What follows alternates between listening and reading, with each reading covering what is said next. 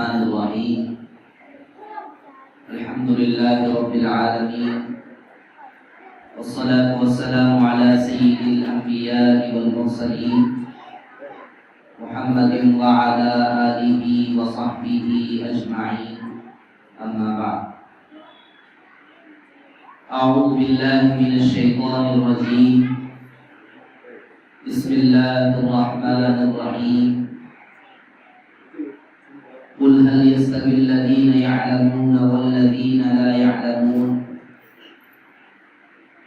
وقال الله تبارك وتعالى في موضع آخر إنما يخشى الله من عباده العلماء وقال الله تبارك وتعالى في موضع آخر لو أنزلنا هذا القرآن على جبل لرأيته خاشعا متصدعا من خشية الله وقال نبينا محمد صلى الله عليه وسلم طلب العلم فريضة على كل مسلم وقال النبي صلى الله عليه وسلم في موضع آخر الناس معادن كمعادن الذهب والفضة أو كما قال رسول الله صلى الله عليه وسلم. میرے عزیزوں بھائیوں بزرگوں، آپ لوگوں کو یہاں پر اس مقصد کے لیے بلایا گیا ہے کہ کوئی معمولی مقصد اور معمولی کام کے لیے نہیں بلایا گیا.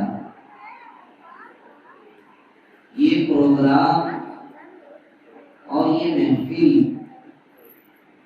بچوں کی ہمتوں کی حوصلہ افزائی کے لیے بھی ہے اور بچوں کے جو سرپرستان ہیں، بچوں کے جو والد ہیں، بچوں کے جو ذمہ دار ہیں، ان کو کچھ اہم پیغام دینے کے لیے بھی رکھا گیا ہے. لہذا بچوں کے حوصلہ افزائی الحمدللہ ہو رہی ہے، آئندہ بھی ہوگی. لیکن جو بڑے حضرات یہاں پر تشریف لائے ہیں، ان حضرات کو خاص طور پر چند باتیں یہاں پر بتانا ضروری سمجھتا ہوں. بچے تو بچے ہوتے ہیں، کھیل کود وغیرہ میں لگتے ہیں، لیکن جو بڑے ہوتے ہیں ان کو بات سمجھنا چاہیے، بات کو سننا چاہیے اور اس کے موافق عمل کرنے کی فکر کرنا چاہیے. تو بہرحال اللہ تبارک و تعالی نے ہم لوگوں کو دین کی دولت سے نوازا، اسلام کی دولت سے نوازا، اور سب سے بڑی بات یہ ہے اللہ نے ہم کو قرآن کی دولت سے نوازا ہے.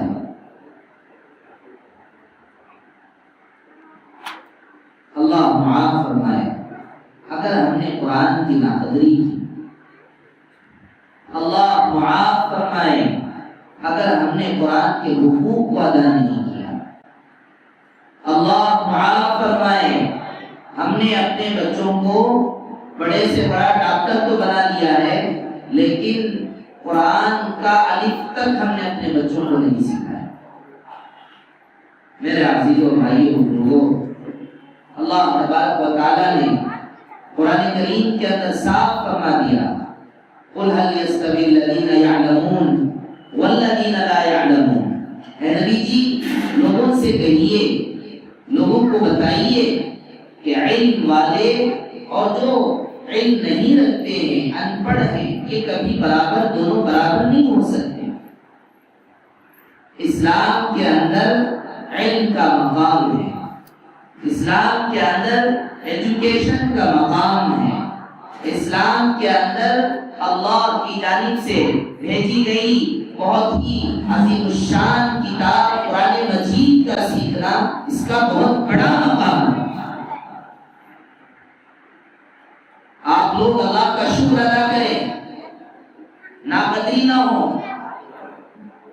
لوگوں کا ایک مزاج بنا ہوا ہے، لوگ یہ سمجھتے ہیں بڑی محفل ہوگی، بڑی مجلس ہوگی، بہت سارے لوگ ہوں گے، بہت سارے علماء ہوں گے، بہت بڑا اسٹیج لگایا جائے گا، اور ویسا اگر محفل ہو تو بیٹھیں گے، بات سنیں گے، عمل کریں گے، لیکن چھوٹے موٹے بچے بیٹھے ہیں، چھوٹی دو تین چار باتیں یہاں پر ہو رہی ہیں، یہ کس کام کی؟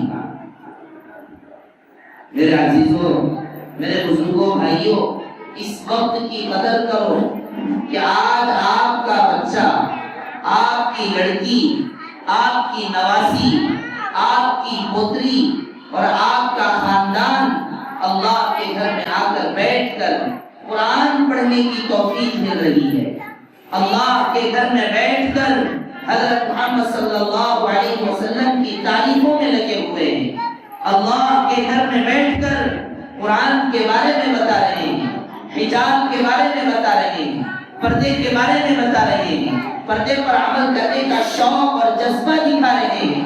اس وقت کی قدردانی کرنے کی بڑی ضرورت ہے، اور اگر ہم نے ناقدری کی، اگر ہم نے ناشکری کی اور ان ساری محفلوں کا ہم نے شکر ادا نہیں کیا، قدر نہیں کی اور ان کو غنیمت نہ جانا، آپ مجھے اس بات کا بتائیے، جواب دیجئے، اگر یہی سارے بچے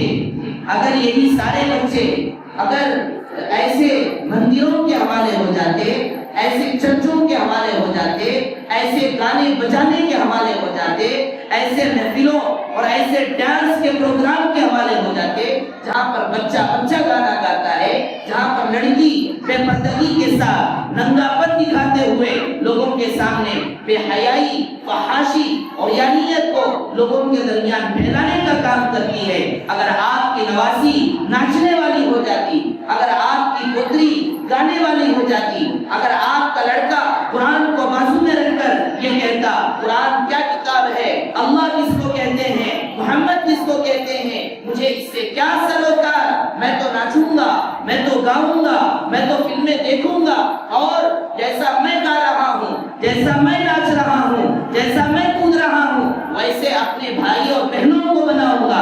آپ بتائیے ویسے موقع پر آپ کیا کریں گے؟ میرے عزیزوں، قدر کرنے کی ضرورت ہے اپنے بچوں کی۔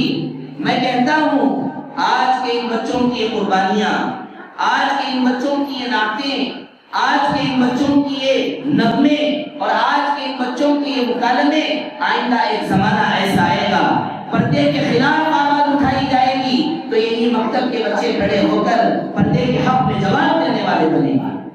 ایک زمانہ ایسا آئے گا حجاب کے بارے میں مسائل اٹھائے جائیں گے اور یہی مکتب کے بچے قرآن کا پیغام لوگوں کے درمیان سنائیں گے، اپنے خاندان کو بچائیں گے، اپنے گھر والوں کو بچائیں گے۔ یہی مکتب اور یہی بچیوں کا سب سے بڑا اور سب سے بڑی بنیادی محنت ہے۔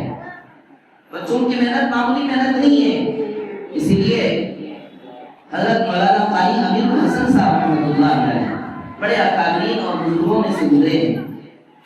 ایک مرتبہ قاری امیر الحسن صاحب رحمۃ اللہ علیہ نے ایک واقعہ سنایا کہ ایک عورت آئی انگریز کے پاس۔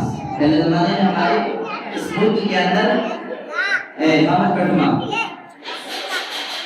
پہلے زمانے میں یہاں پر انگریزوں کی حکومت تھی، تو انگریزوں کی حکومت کے زمانے میں ایک عورت اپنی بچی کو لائی اور وہ عورت، اس بچی کی عمر شاید 6-7 سال کی ہوئی ہوگی۔ تو مولانا قاری امیر الحسن صاحب رحمۃ اللہ علیہ فرماتے ہیں کہ جو 6-7 سال کی جو بچی لائی گئی تھی انگریز کے پاس، انگریز انگلش والے، برٹش گورنمنٹ،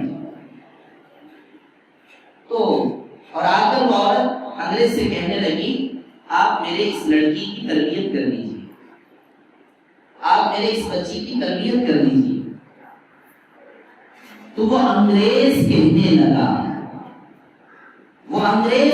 لگا میں آپ کے بچی کی کیا تربیت کروں کہ جس بچی کی عمر 6 سال ہو چکی ہے۔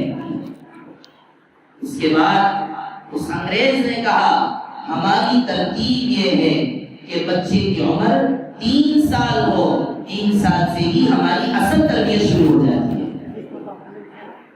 اس کے بعد یہ واقعہ سنا کر حضرت مولانا قاری عبد الحسن صاحب رحمۃ اللہ علیہ نے فرمایا، لوگ سمجھتے ہیں 10 سال کے بعد، 15 سال کے بعد، 20 سال کے بعد بچوں کی تربیت کریں گے، بچوں کے بارے میں فکر کرنے کی کوشش کریں گے، لیکن میرے عزیز و بھائی بزرگوں، یہ تو بعد کی محنت ہے، یہ تو بعد کا کام ہے، بعد کا عمل ہے، لیکن جو اصل تربیت، جو اصل محنت، جو اصل کوشش اپنے بچوں پہ پہلے سے ہونی چاہیے، وہ تو محنت 3 سال سے شروع ہو جاتی ہے۔ اور اسی لیے آپ دیکھیے اسکولز کے اندر، کالجوں کے اندر باقاعدہ یہ اعلان لگایا جاتا ہے اور یہ پیغام لوگوں کو سنایا جاتا ہے کہ جب آپ کے بچے کی عمر 3 سال کی ہو جائے فوراً ہمارے اسکول میں لا کے چھوڑیں۔ بچوں کو 3 سال سے ٹارگیٹ کر دیا گیا۔ اسکول والے مطالبہ کرتے ہیں بچوں کے بارے میں کہ جب 3 سال کا ہو جائے بچہ تو ہمارے اسکول میں لا کر کے چھوڑنا۔ ہم لوگ یہ خیال میں بیٹھے ہوئے ہیں یہ عمر تربیت کی نہیں ہے، یہ عمر سیکھنے کی نہیں ہے، یہ عمر سنبھلنے کی نہیں ہے، یہ عمر جاننے کی نہیں ہے۔ یہ خام خیالی کی وجہ سے اور یہ غلط تصورات کی وجہ سے آج مسلمان بہت پیچھے ہیں۔ غیروں نے مسلمانوں کے بچوں پر اپنا قبضہ جما چکا ہے۔ میرے عزیز و بھائی بزرگوں، بچوں کی تعلیم و تربیت تو 3 سال سے بلکہ بچپن ماں کے پیٹ سے ہی شروع ہو جاتا ہے، لیکن یہ کہنا کہ بچے چھوٹے ہیں ان سے کیا ہوگا؟ بچوں کی تعلیم و تربیت بچپن ہی سے کرنے کی ضرورت ہے۔ علم کی قدر، علم کا احترام اور علم کی عظمت اپنے بچوں کے دلوں میں بٹھانا، قرآن سکھانا، قرآن پڑھانا، محمد رسول اللہ کی زندگی بتلانا، محمد صلی اللہ علیہ وسلم کی سنت طریقے، نبی کی زندگی۔ اور نبی کی زندگی ایسا نہیں ہے کہ صرف نمازیں پڑھ لیے، صرف روزے رکھ لیے، صرف زکات دے دیے، یہی ہمارے اسلام کا اور دین کا مقصد ہے۔ میرے عزیز و بھائیو بزرگوں، میں آپ کو کیا بتاؤں تھوڑے وقت پر کہ اسلام تو اتنا بڑا سسٹم، اتنا بڑا نظام اور اتنا بڑا طریقہ ہے۔ آپ کو عبادات میں بھی اسلام طریقہ بتلاتا ہے، معاملات میں بھی اسلام طریقہ بتلاتا ہے، معاشرت میں بھی اسلام طریقہ بتلاتا ہے۔ میاں بیوی کیسے رہنا چاہیے اسلام آپ کو سکھائے گا۔ والدین اپنے بچوں کی کیسی تعلیم و تربیت کرے اسلام سکھاتا ہے، اور بچے اپنے ماں باپ کی کیسی خدمت کرے قرآن سکھاتا ہے۔ معاملات، خرید و فروخت اور بزنس کرنا ہے تو اس کا طریقہ کیا ہے؟ قرآن سکھاتا ہے۔ لوگوں کے ساتھ بات کرنے کا کیا طریقہ، لوگوں کے ساتھ اٹھنے بیٹھنے کا کیا طریقہ، لوگوں کے ساتھ معاملات کرنے کا کیا طریقہ، رشتہ داروں کے حقوق ہیں، پڑوسیوں کے حقوق ہیں، آنے جانے والے لوگوں کے حقوق ہیں، راستوں کے حقوق ہیں، بیع و شراء اور اس کے علاوہ بزنس کے سارے مسائل ہیں۔ تو اسلام ایک سسٹم ہے، اسلام ایک نظام ہے کہ جس کے اندر ساری چیزوں کو اللہ تبارک و تعالیٰ نے قرآن کریم کے اندر بتا دیا۔ اور اسی لیے آپ اس بات کو ہمیشہ یاد رکھیے، مسلمانوں کو مارا جاتا ہے، مسلمانوں کے اوپر گالیاں کسی جاتی ہیں، مسلمانوں پر ہی ظلم و ستم کا نشانہ بنایا جاتا ہے، اور اسلام کو ختم کرنے کی کوشش کیوں کی جاتی ہے؟ دنیا کے اندر بہت سارے طریقے ہیں، ہندوازم ہے اور عیسائیت ہے، بدھزم ہے اور بہت سارے الگ الگ طریقے ہیں۔ سکھوں کا ایک طریقہ ہے، ہندوؤں کا ایک طریقہ ہے، عیسائیوں کا ایک طریقہ ہے، مسلمانوں کا ایک طریقہ ہے، لیکن ان سارے مذاہب میں، ان سارے طریقوں میں سب سے صحیح طریقہ مسلمانوں کا ہے۔ اور اتنا ہی نہیں، صحیح طریقہ تو ہے اپنی جگہ پر، لیکن دنیا کے اندر ایک انسان کیسے زندگی گزارے، انسان اپنی دنیا کی زندگی کو کیسے اچھے سے اچھا بنائے، دنیا بھی بنے گی، آخرت بھی بنے گی، تو دنیا کے اور آخرت دونوں جہاں کے مسائل کا حل مکمل طور پر آپ کو اسلام اور قرآن کے اندر نظر آئے گا، باقی اور آپ کو کسی مذہب میں نظر نہیں آئے گا۔ اسلامک سسٹم ہے. قرآن ایک بہت عظیم الشان کتاب ہے. اب یہ جو دنیا کے اندر بہت سارے طاقتیں جس کو میں نام لے کر نہیں بتانا چاہتا، یہ لوگ یہ چاہتے ہیں کہ مسلمان جو اپنا سسٹم ہے اس کو چھوڑ دے، مسلمانوں کا جو طریقہ ہے اس کو چھوڑ دے، مسلمانوں کی جو زبان عربی ہے اس کو چھوڑ دے، مسلمانوں کی جو عظیم الشان معتبر کتاب قرآن مجید ہے. جب تک مسلمان قرآن سے جڑا ہوا رہے گا، قرآن کے احکامات پر عمل کرے گا، کوئی آدمی مسلمانوں کو ختم ہی نہیں کر سکتا، ختم نہیں کر سکتا. اسلام اتنی عظیم الشان اور اتنا بڑا مذہب ہے اور اتنا اچھا طریقہ کہ آپ کو ہر فیلڈ میں اسلام کا حکم ہے. ایسا نہیں کہ اس میں قرآن کو کیا طریقہ نہیں ہے، ایسا نہیں ہے. ہر چیز کے اندر قرآن نے باقاعدہ آپ کو رہبری دی ہے. لیکن اس کے علاوہ جتنے سارے مذاہب ہیں آپ کو اس میں وہ روحانیت، وہ جامعیت اور وہ کمالات اور وہ امتیازیات اور خصوصی صفات جو اسلام اور قرآن کے اندر ہے، جو اسلام اور قرآن کے اندر ہے، وہ آپ کو دیگر مذاہب میں نہیں ملیں گے. اور اسی لیے آج پوری دنیا کے اندر صرف 2 مذہب بچے ہیں. آسان الفاظ میں بولوں، صرف 2 مذہب بچے ہیں. ایک اسلام ہے اور ایک ہے modernity, modernism, modern culture, American culture, western culture, مغربی تہذیب جس کو اردو کی زبان میں کہا جاتا ہے. صرف یہی ہے، اسلام ہے اور ماڈرن کلچر ہے، ویسٹرن کلچر، امریکن کلچر، بس یہی ہے. ہندوازم ختم ہو رہا ہے. ہندوؤں نے اپنے طریقے کو چھوڑ دیا، مہابھارت پڑھنا چھوڑ دیا، ویدوں کو پڑھنا چھوڑ دیا، اپنی سنسکرت زبان کو پڑھنا اور سیکھنا چھوڑ دیا.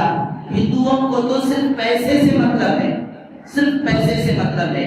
ان کو اپنی زبان سے ان کو کوئی تعلق نہیں، ان کو اپنے رسم و رواج اور اپنے کلچر سے ان کو کوئی تعلق نہیں، ان کو اپنی کتاب اور اپنی ویداؤں سے ان کا کوئی تعلق نہیں، اور ان کو اپنے مذہبی شعائر کی حفاظت کرنے کا کوئی خیال نہیں. ہندوؤں نے تو کب کا خیرات کہہ چکا ہے، ہمیں پیسہ چاہیے ہم اپنا لباس بدل لیں گے، ہمیں پیسہ چاہیے اپنی کتاب چھوڑ دیں گے، ہمیں پیسہ چاہیے ہم اپنے بچوں کو بہت ہی ننگے لباس پہنا دیں گے. ننگا پنا ہمیں کافی ہے، ننگا پنا پسند ہے، لیکن پیسہ ہمیں چاہیے. پیسے کے لیے بہت سارے لوگوں نے اپنا مذہب، اپنا طریقہ، اپنا کلچر، اپنی زبان، اپنی کتاب سب کچھ چھوڑ دیا ہے، بس ماڈرنٹی کے اندر آگے پیسہ کمانے کے لیے.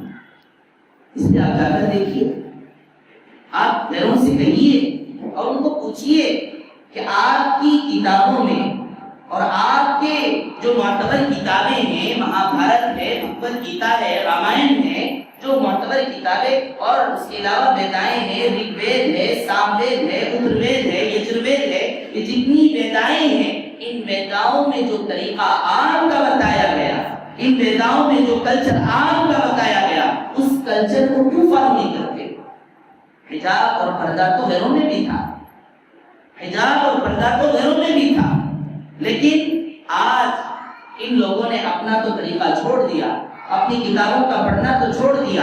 اب ان کو حجاب سے کیا لینا دینا، ان کو پردے سے کیا لینا دینا؟ انہوں نے تو مہابھارت ہی کو چھوڑا ہے، انہوں نے بھگوت گیتا ہی کو چھوڑ دیا ہے، انہوں نے اپنے ویداؤں کو چھوڑ دیا ہے. بس کبھی چلے گئے پوجا پاٹ وغیرہ کرنے کے لیے، 2-3-4 کام پھول وغیرہ ڈال دیے، بس اسی کو اپنا مذہب ہے.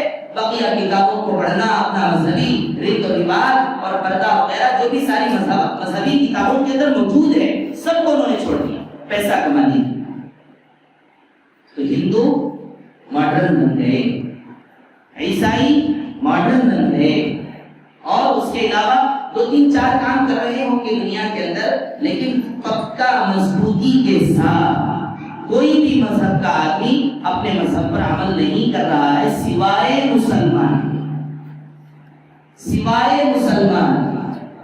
اور آج یہ امریکہ اور اس کے علاوہ جو بیرونی ممالک کے جو اسلام کے خلاف پوری دنیا پر حکومت لانا چاہتے ہیں، پوری دنیا پر حکومت لانا چاہتے ہیں، اور یہ لوگ مغربی ممالک والے یہ چاہتے ہیں کہ پوری دنیا کا قبضہ، پوری دنیا کا کنٹرول ہمارے ہاتھ میں ہو.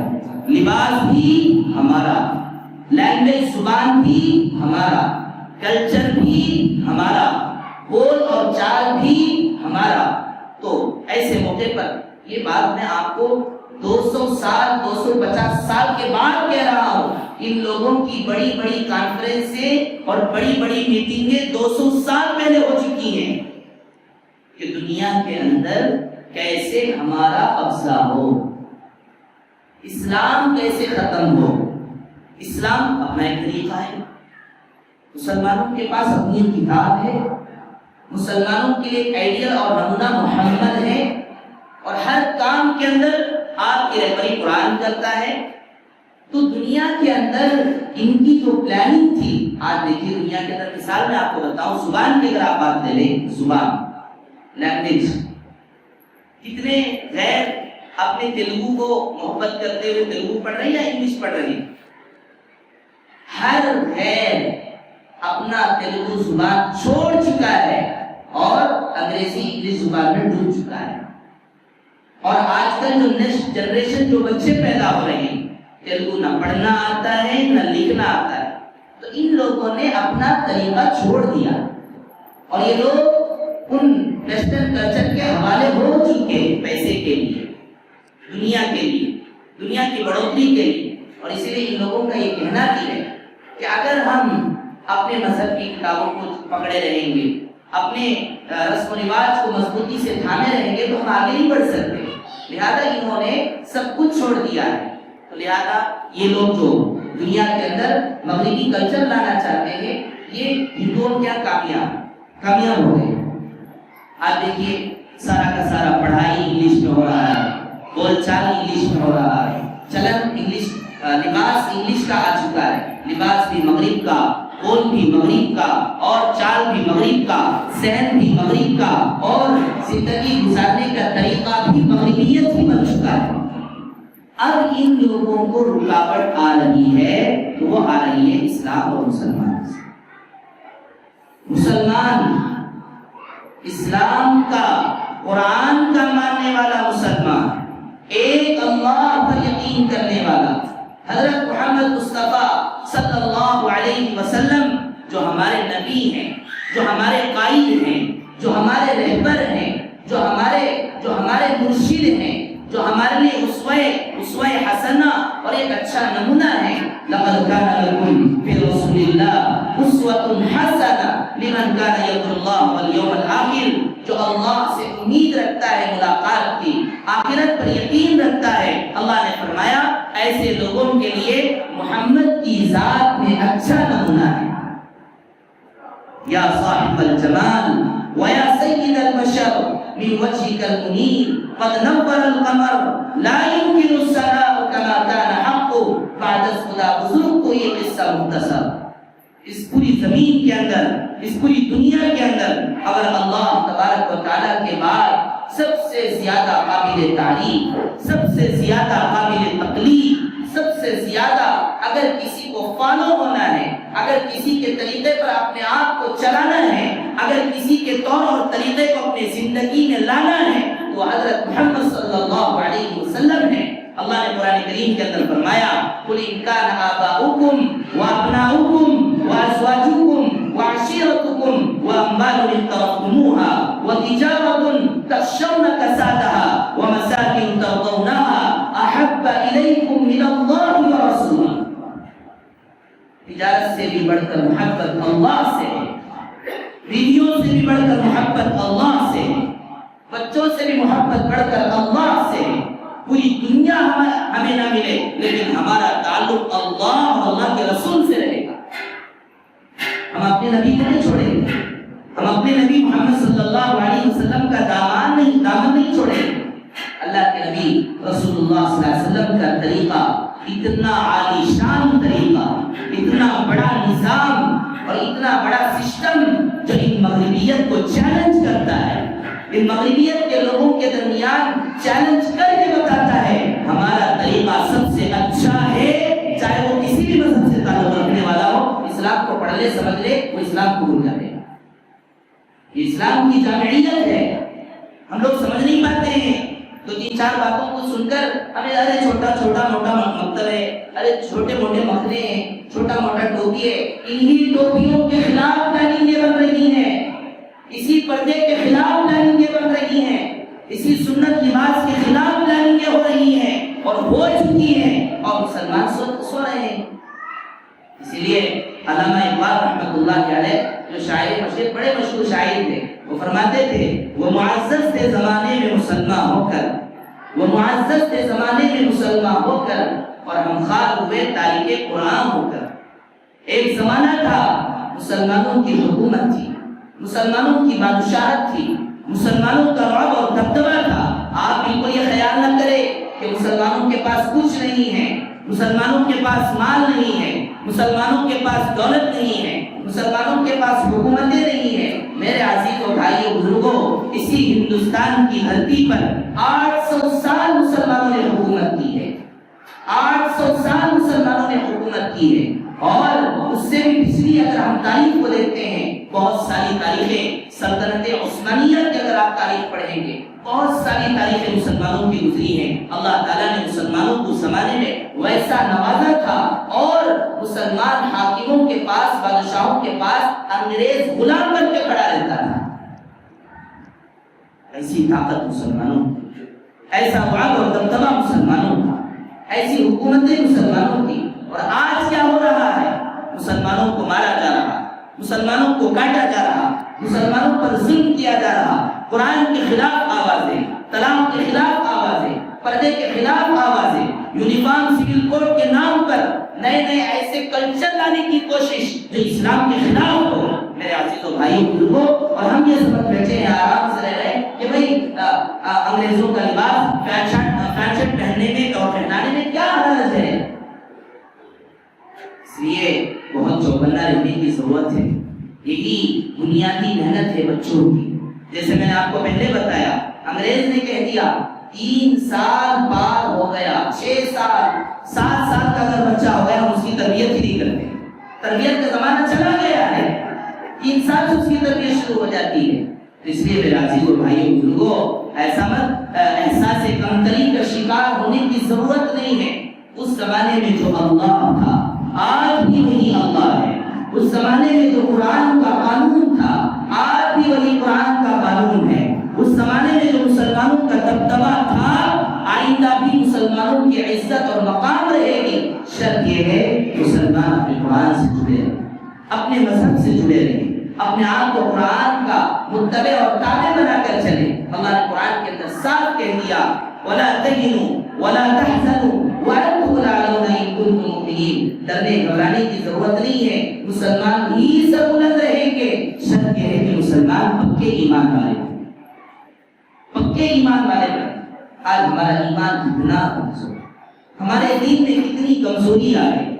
لباس پہن کر، سنت لباس پہن کر جانے کے لیے شرم آتا ہے۔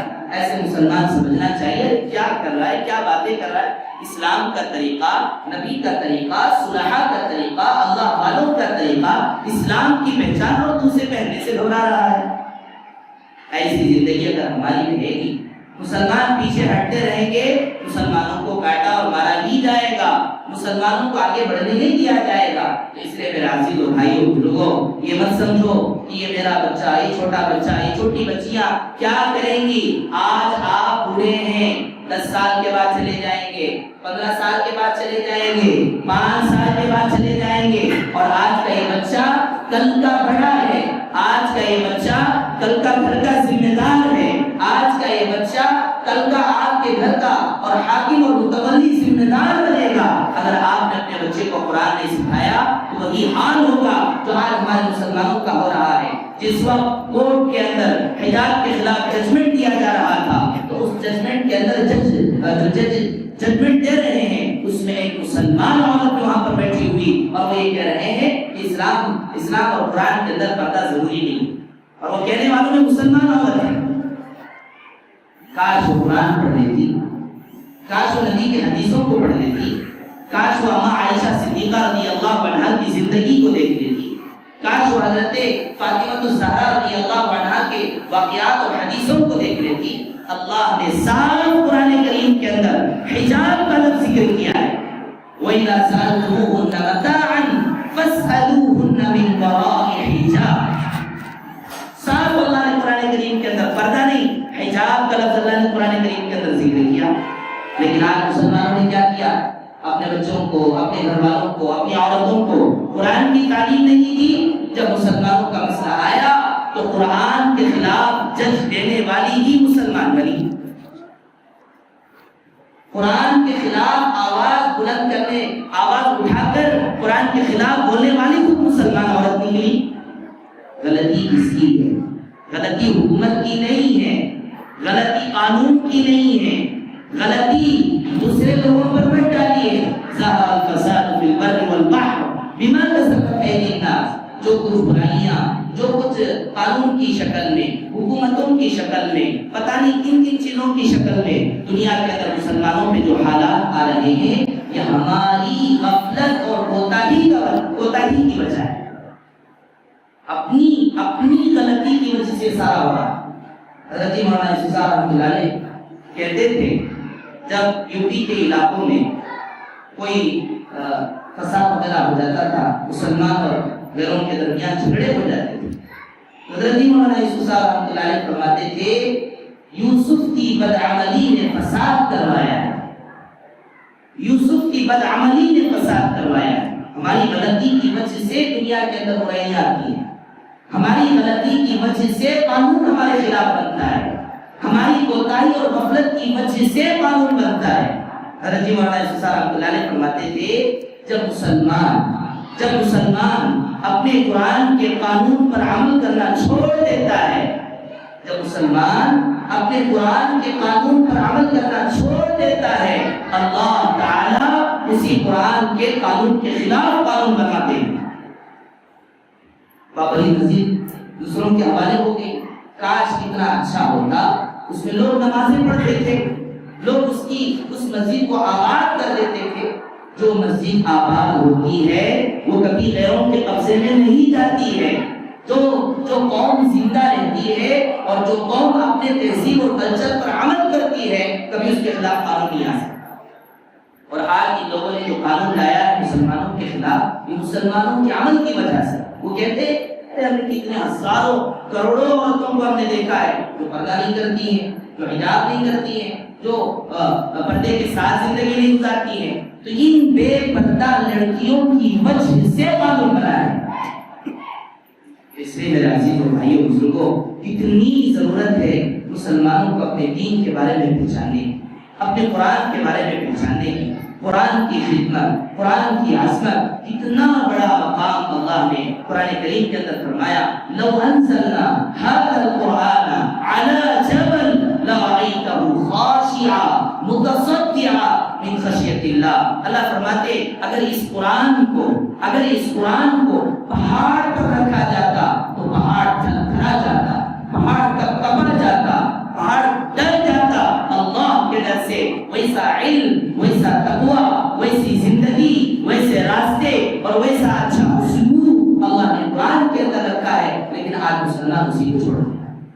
ایک زمانہ تھا رشیا کے اندر غیروں کی حکومت تھی، قانون لگا دیا گیا، پابندی لگا دی گئی کہ قرآن یہاں پر نہیں پڑھایا جائے، عربی زبان یہاں نہیں سکھایا جائے گا، بچوں کو پردہ کرنے کی اجازت نہیں دی جائے.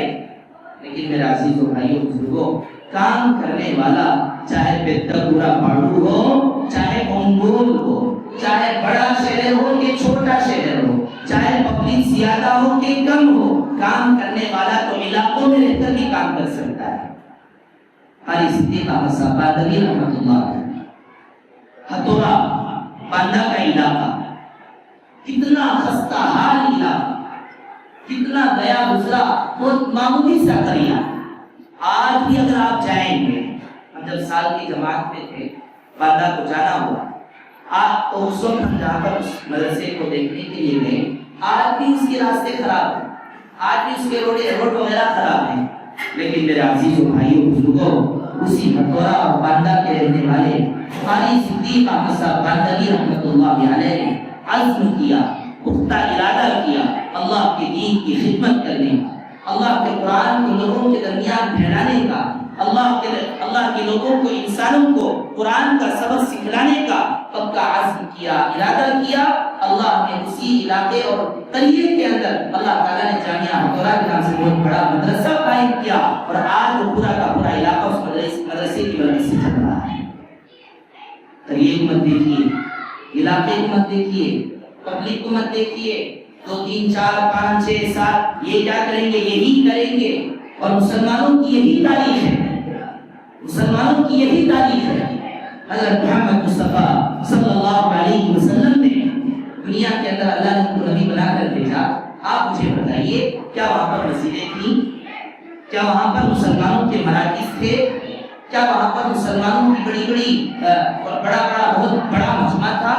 ایک بھی مسلمان نہیں، ایک بھی مسجد نہیں، ایک بھی ساتھ دینے والا نہیں۔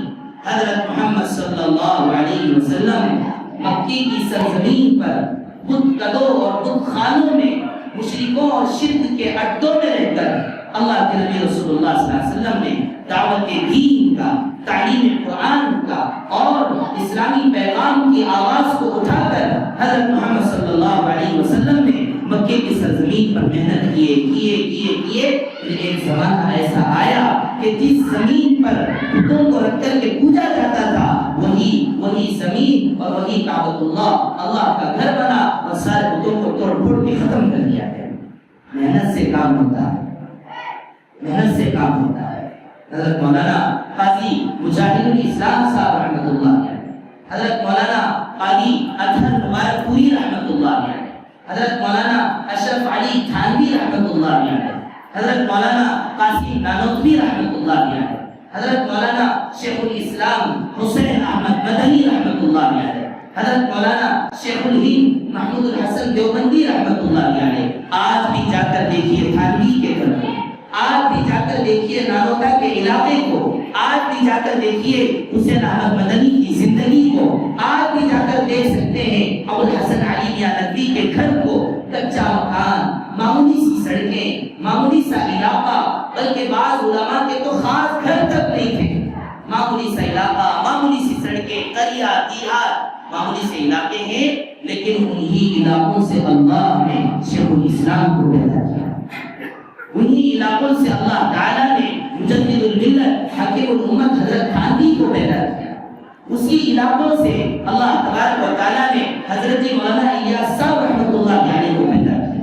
لہٰذا میرے عزیزو، بہت میں فکر کے ساتھ آپ کو میں اس بات کی طرف متوجہ کروں، علاقوں سے ہمارا تعلق نہیں، لوگوں کے کثرت سے ہمارا تعلق نہیں، لوگوں کے بنگلے اور عمارات سے ہمارا تعلق نہیں، ہمارا تعلق اللہ اور امت سے۔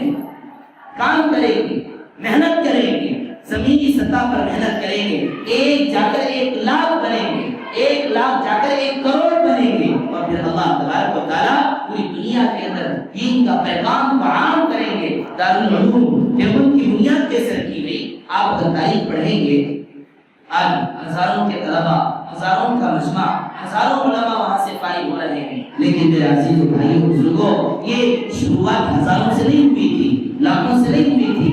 پڑھنے والا شاگرد بھی محبوب، پڑھانے والا استاذ بھی محمود، ایک شاگرد اور ایک ٹیچر کے ذریعے سے دارالعلوم دیوبند کی بنیاد رکھی گئی تھی، اور ان کے اخلاص، ان کا فکر، ان کی تڑپ، ان کی قربانی اور بڑے بڑے چیلنجز کا جواب دینا تھا کہ اس زمانے میں انگریز یہ چاہتا تھا مسلمانوں کو ختم کر دیا جائے، اسلام کو ختم کر دیا جائے، مسلمانوں کو کاٹا جا رہا تھا۔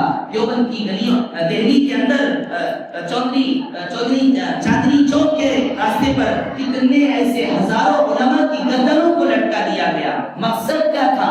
مسلمانوں کو ختم کرنا تھا، مقصد کیا تھا؟ اسلام کو ختم کرنا تھا۔ تو اس وقت حضرت مولانا قاسم نانوتوی رحمۃ اللہ علیہ نے اسی انگریز کی اس محنت کے مقابلے میں دارالعلوم دیوبند کی بنیاد ڈالی، اور اس سے چیلنج کر کے کہا اگر تو مسلمانوں کو ختم کرے گا، یہاں سے پھر دوبارہ مسلمان پیدا ہے، اور پیدا ہوئے۔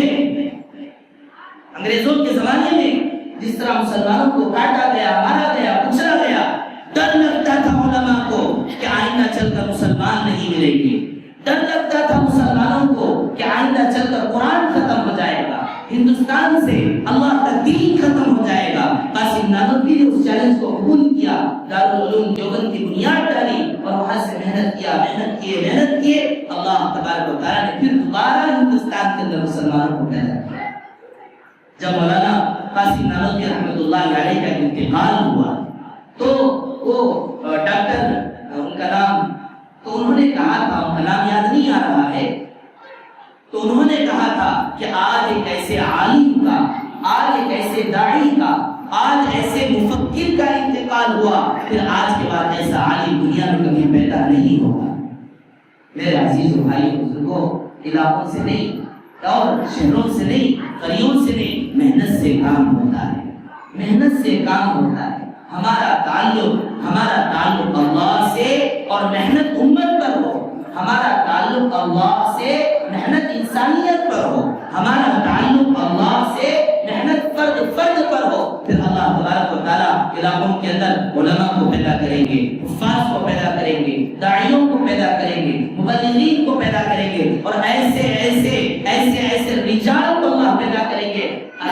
غیر ڈر جائے گا، تھمک جائے گا، ارے اس علاقے سے ایسا آدمی کیسے آ سکتا ہے؟ یہ سبق سکھایا ہے ہمارے قابلین اور ہمارے نبی محمد صلی اللہ علیہ وسلم نے۔ اس لیے میرے عزیز و بھائی بزرگوں، بات تو بہت لمبی ہوتی جا رہی ہے، اس لیے اللہ تعالیٰ کا شکر ہے، یہ چھوٹے بچے، چھوٹا مکتب میں اس بات کو مانتا ہی نہیں ہے، یہ چھوٹا ہے، یہ چھوٹے ہیں، یہ کچھ نہیں ہوگا، یہ سب باتیں ہمارے یہاں بیکار ہیں۔ ایک بچہ بھی ہوگا اس دعوت کو ہم قبول کریں گے، ایک بچہ پڑھانے والا اور ایک بچہ پڑھنے والا اور پڑھانے والا ایک استاد ہو، وہی ہمارے دین کی محنت کے لیے کافی ہے۔ اس لیے جتنے حضرات یہاں پر تشریف لائے، اللہ آپ کو بہت ہی مبارک فرمائے، اللہ آپ کی عمروں میں برکت عطا فرمائے، آپ کے آنے کو اللہ قبول فرمائے، آپ کے عزائم، آپ کے حوصلے، آپ کے ارادوں کو اللہ تعالیٰ پائے تکمیل تک پہنچائے۔ بڑی امیدیں ہیں۔ آج انشاءاللہ یہ علاقہ ایسا ہے، 10 15 20 سال کے بعد دیکھیے اس علاقے کے اندر اللہ تعالیٰ کیسے بڑے بڑے مفکرین، مبلغین، داعی، علماء، مفتیان کرام اور متقیوں کو اللہ تبارک و تعالیٰ اس علاقے کے اندر پیدا کرے گا۔ اللہ تعالیٰ سے دعا ہے اللہ تعالیٰ مرتے دم تک دین و قرآن و سنت پر عمل کرنے کی اور اپنے بچوں کی صحیح تعلیم و تربیت کی فکر کرنے کی توفیق عطا فرمائے۔